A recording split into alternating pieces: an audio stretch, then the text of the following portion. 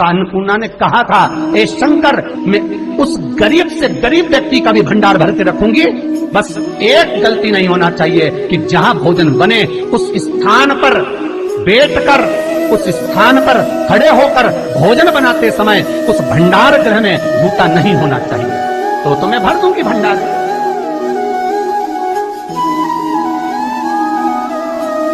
जिस प्लेटफॉर्म पर खड़े होकर माताएं भोजन बनाती, सब्जी बघारती, वहीं पे हाथ में लेके चख लेते, वहीं हरिओ जगदम्बा, विचार तो करो। भले तुम भगवान को भोग नहीं लगा रही, पर पति तो परमेश्वर है। भले तुम भगवान को भोग नहीं लगा रही, पर पति तो परमेश्वर है। पति के लिए कहा परमेश्वर, मतलब भले भगवान की तुमने सेवा नहीं करी, भले अर्चना नहीं करी, भले पूजन नहीं करी, पर पति तो परमेश्वर है। सब में तो वही समाया। घर में जो सास रहती है वो भी तो मां है, जो पिता रहता है वो भी तो बद्री ना रहे। मारा फिर क्यों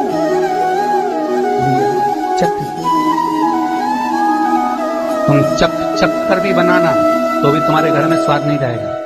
और जिस मंदिर में, आश्रम में, भंडारे में जब तक भगवान का भोग नहीं लगता तब तक चखा नहीं जाता, चाहे नमक डला ना डला, मिर्ची डली ना डली, शक्कर डली ना डली, भंडारे के भोजन में जो मिला दिया, आखिरी में फिर भगवान ने अगर पा लिया तब चखा गया कि अब भोजन में स्वाद है कि नहीं है। तो कभी अन्नकूट की जो सामग्री बनती है, सब्जी बनती है, राम भाजी बनती है, राम भाजा बनता है, मिक्स वेज सब्जी बनती है, भगवान के भंडारे की कद्दू की सब्जी बनती है, उसमें आप भले मिर्ची ना डली, नमक न डला, फिर भी घर में एक पूरी खाते होगे, वहां 4 निपटा क्या होगा? क्यों? क्योंकि वहां अन्नपूर्णा स्वयं देने के लिए तैयार खड़ी है। और हमारे घर में तुम चक चक के बना रही, बेटे को दूध भी दे रही तो बोतल में से 2 बूंद टपका के पहले चक ले रही।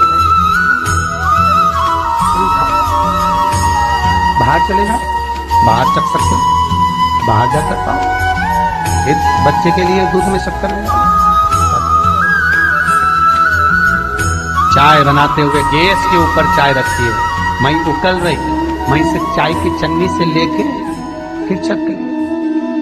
कैसे आए रे अन्नपूर्णा, ये तो बताओ।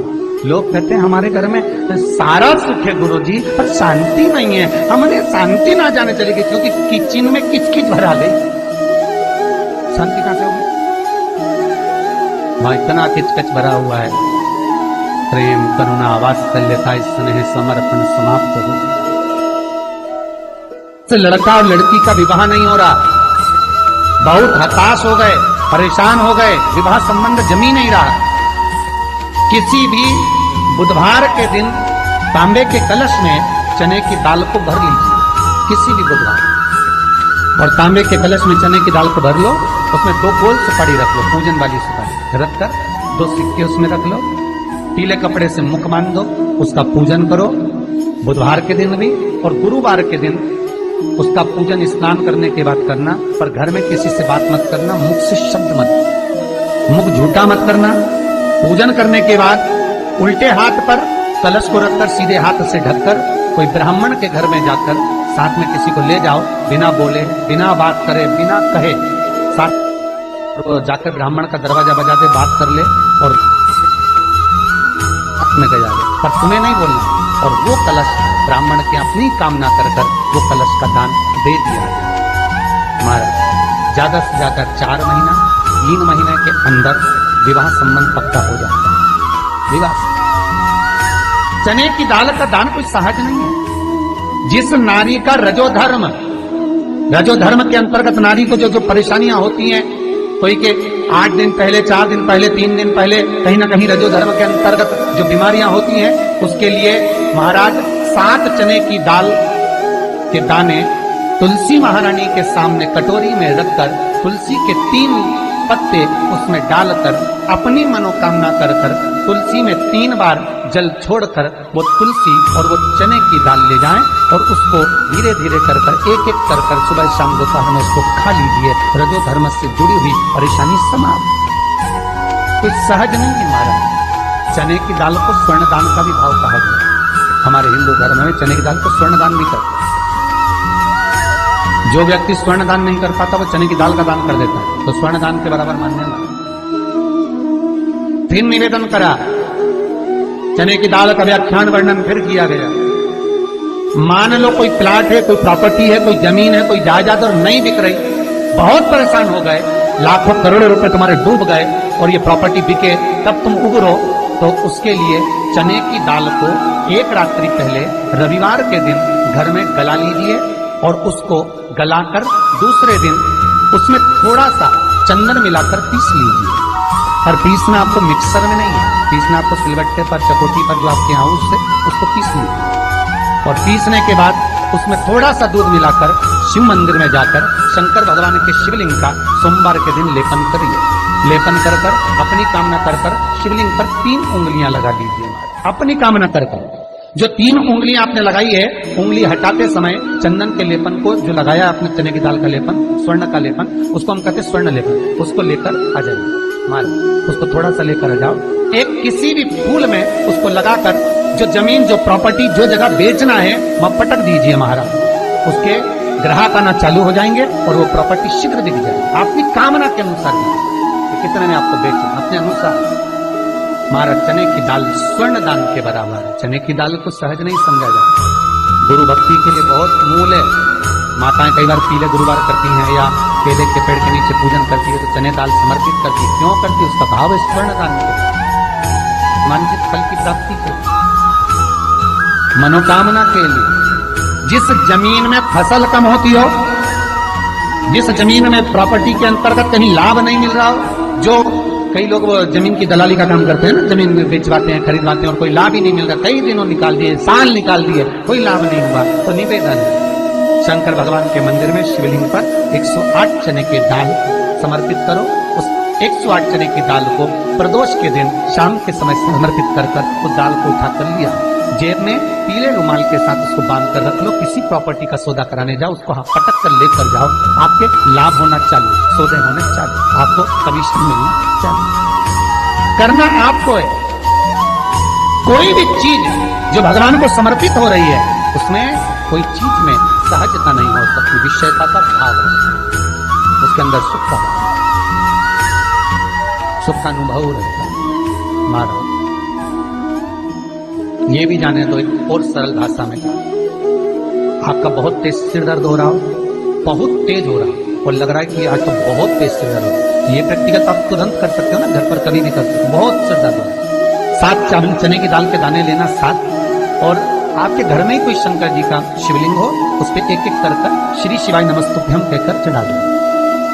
2 मिनट तक शंकर के शिवलिंग को देखना, बिल्कुल दोनों आंखों से, बिल्कुल देखना अच्छे से, और उस चने की दाल को उठा लाना और एक एक कर खाकर आधा गिलास पानी पीकर थोड़ी देर बैठ जाए। टेबलेट खाने की जरूरत नहीं पड़ेगी, ये पक्का है, सिर दर्द बंद हो जाएगा।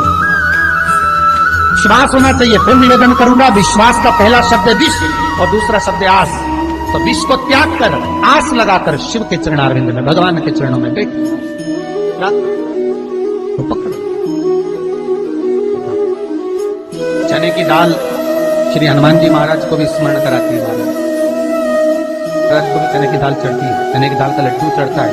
हनुमान जी महाराज और राम जी महाराज, शंकर जी, गुरुदेव बृहस्पति जी, जब आपके दिल को बहुत दुख, हृदय रोए, मन कर रहा है कि आज सबने धोखा दे दिया, बहुत तकलीफ दी, दिल टूट गए, मन टूट गए, बहुत हताश हो गए, बहुत परेशान हो गए और आज मन रो रहा है, कुछ मत करो, एक काम करो, बस केवल एक काम, आंवला हो, बड़ हो, पीपल हो, कोई भी एक वृक्ष के नीचे बैठकर एक पत्थर रखकर सामने छोटा सा, उस पर जल चढ़ाकर एक घी का दिया सामने लगा दो और थोड़ी देर बैठकर भगवान शंकर का स्मरण करो।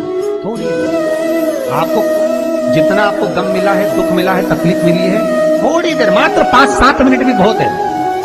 आप घर आओगे ना, आपको खुशी का स्मरण हो तो दुख चला जाए, समाप्त। मन में जो दुख है वो थोड़ा कम होता है, हृदय चित्त में परमात्मा शिव सुख प्रदान है।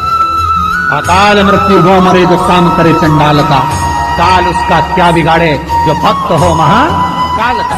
शिव का स्मरण करा तो आनंद के सुख का।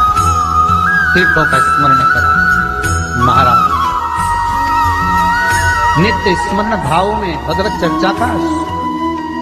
कई लोग कहते हैं मंदिर जाते हैं हमारा काम नहीं होता, हम बहुत समय से अगरबत्ती लगा रहे हैं हमारा काम नहीं हुआ, हम दिया लगाते हैं हमारा काम नहीं हुआ, हमने उपास करा हमारा काम नहीं हुआ, हमने चतुर्थी करी पंचमी करी हमारा काम नहीं हुआ। हमारा निवेदन है उसका दरबार मत छोड़, कभी तो सुनेगा, कभी तो सुनेगा। तेरे मंदिर में आना मेरा काम है और मेरी बिगड़ी बनाना तेरा काम, सुनेगा। जाओ पहुंचो, निवेदन करो। भगवान की केवल दृष्टि ही पड़ गई, अपनी तो सृष्टि ही नहीं समझी। किसी गुरु के दरवाजे पर जाकर कुछ पूछना नहीं अपन को, गुरु की केवल दृष्टि पड़ गई ना, हो गया काम। बस गुरु जी दिख गए, गुरु जी की दृष्टि पड़ गई, भगवान के गए, भगवान का दर्शन हो गया, दृष्टि पड़ गई बहुत, माता पिता की दृष्टि पड़ गई बहुत, घर के बुजुर्गों की दृष्टि पड़ गई बहुत, उसमें अपना काम हो गया। अपने को नहीं पूछना कि क्या मिला क्या नहीं बोलते। तेरे दरबार की बाबा निराली शान देखी है, तेरे दरबार की बाबा निराली शान